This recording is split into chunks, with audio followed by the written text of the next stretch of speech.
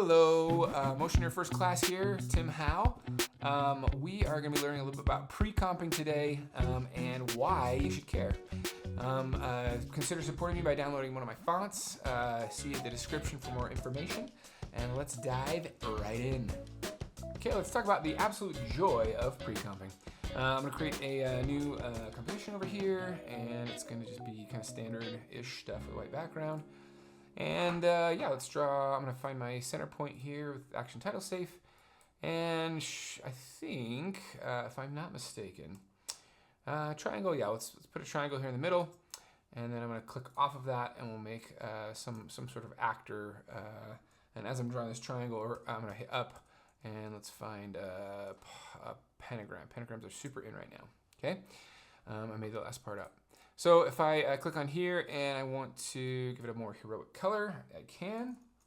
If I want to hit the A key down in here, I can shift the anchor point so that it is right below my buddy here.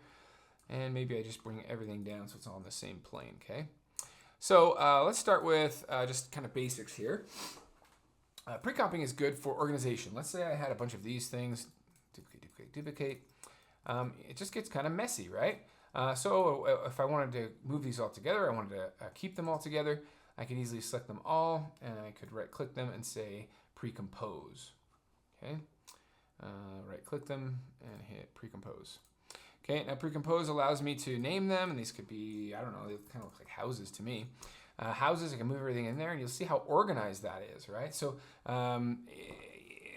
that's alone is a great reason to pre-comp, right? It's just a way to organize your files, especially because you're just going to get a ton of layers. So it's just a nice way to just kind of clean up house, and at a very base level, just be cleaner about things, okay?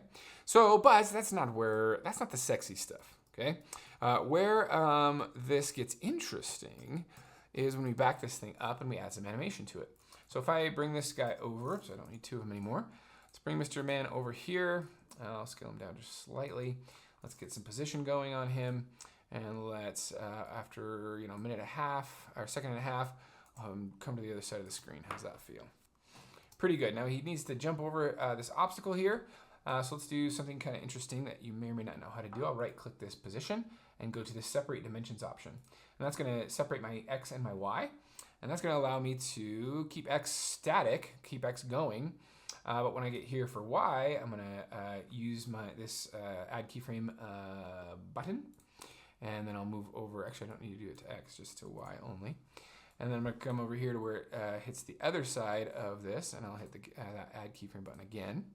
And then at the very middle, I'll have it hop over. I guess I could have it duck under, but hop over this thing. And I'll also right-click it and say keyframe assistant, have it ease both sides. That means it'll come in a little slow, have a little bit of hang time there, but only on the Y-axis. Okay, so I've got a nice little jump here. Now let's say I wanted to have a bunch of buddies, a bunch of pentagrams coming and jumping over this. It's dangerous, very dangerous looking equilateral triangle. Well, sure, let's try it, right? So if I duplicate this, I can have this drag down, and I can duplicate and drag it down, and I can duplicate, drag it down, right? Now the problem, and there is no problem really if I never want to change any of this, right? Let's keep some of these a little closer together just to add interest. Okay, and let's drag this guy behind. Now, nothing's wrong as long as I'm just kind of dragging these. But now, the minute I want to change something, like let's say I want all of them to jump higher, or I want them to jump lower so it feels, more dangerous, right?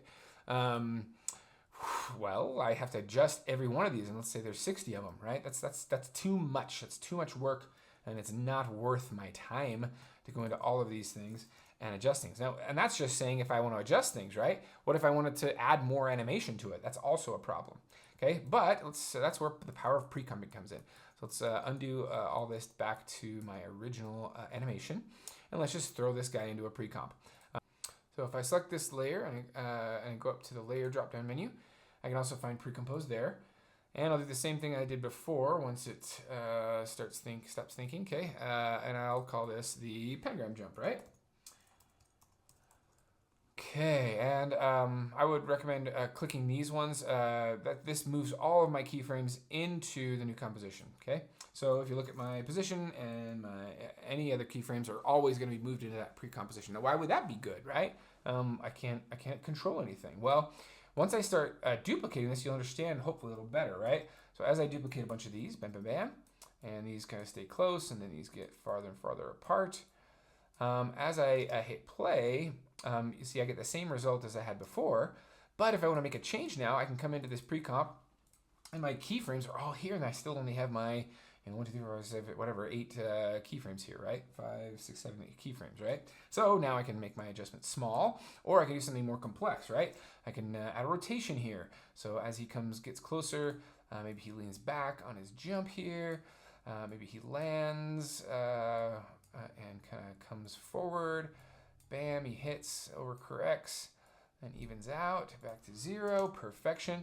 And what if I added a scale here, for example? So as he's coming towards his thing, he wants to squat down, so he comes forward, down, he squats, up, he jumps.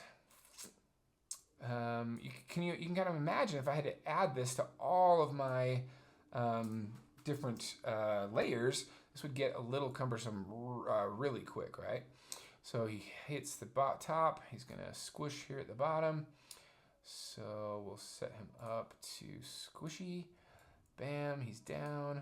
And then bam, he's right back up. Okay, how does that look? Nice, much more cartoony, much more fun though. Okay, when I go back up to see what's happened, all of them have inherited that same thing, right? That would be a bummer to put all those things in together. Well, what else though? I mean, that's not it. That's not the only thing we can do. Like what if I wanted each one to come at a different angle, right? I could just have each copy rotate just subtly, right?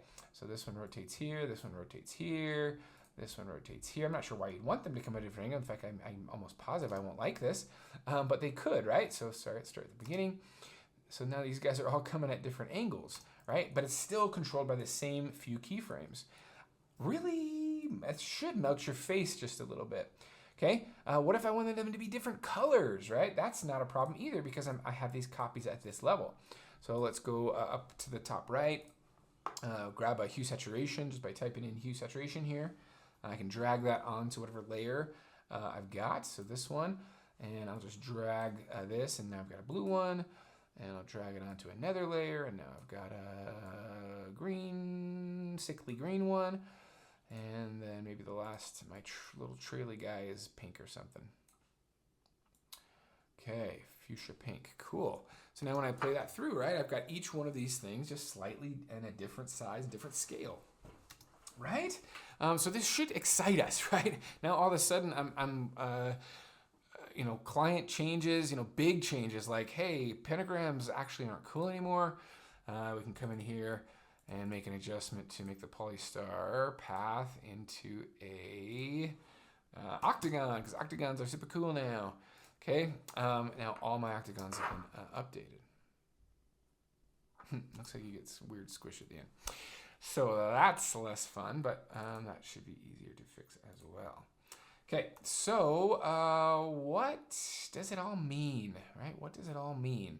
Well, there's one more thing to show you, and that is this last idea of what about a pre-comp within a pre-comp.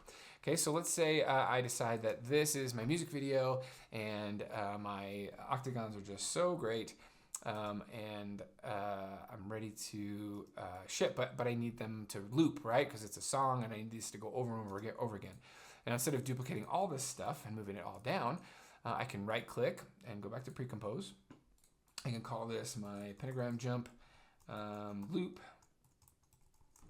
Okay, and now this can duplicate. So as this last straggler comes in, I can duplicate that. I can slide it all the way down. And when I hit play, bam, bam, bam, bam, bam, here comes Pinky. And then I can start that loop all the way over again. Or I could even scale them up. Or I could even rotate them slightly. And so then the copy comes through, and it's a different size, a different scale, in a different direction. Okay, so yeah, this is the power. This is the promise of a beautiful, beautifully done set of pre-comping, right? So hopefully this gets your mind primed, and you guys can go and do apply this pre-comping to your workflow. All right, I hope you learned something. Please consider liking and subscribing, and we will check you out next time.